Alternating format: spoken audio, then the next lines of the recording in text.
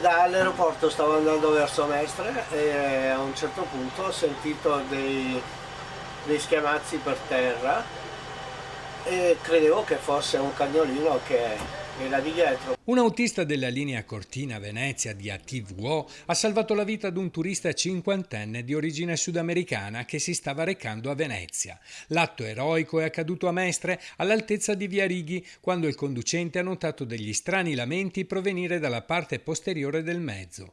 Nonostante nessuno dei 40 passeggeri a bordo avesse dato l'allarme, l'autista ha seguito il suo istinto, fermando il mezzo e scoprendo un signore rannicchiato tra due sedili in evidente difficoltà. Mi sono girato e ho visto qui distirato fra il sedile e il sotto quest'uomo che si demenava. Senza esitazione l'autista ha allertato il 118 e si è diretto verso la stazione di Mestre, dove ha ricevuto il prezioso supporto di un collega per soccorrere il malcapitato.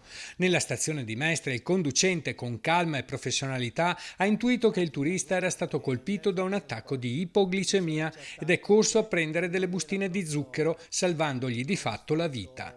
Grazie ai corsi di primo intervento del personale e alla prontezza d'animo di Giovanni, il passeggero è stato messo nelle condizioni di respirare e gli sono state fornite le cure necessarie. Va veramente un plauso enorme a chi ha fatto questo, ma va fatto un plauso enorme all'attenzione che tutti, escluso nessuno, in questa azienda dà a questo tipo di pratiche. Nella forma grave, l'ipoglicemia può portare alla perdita di coscienza e può addirittura essere fatale se non si interviene per tempo. Giovanni non si sente però un eroe.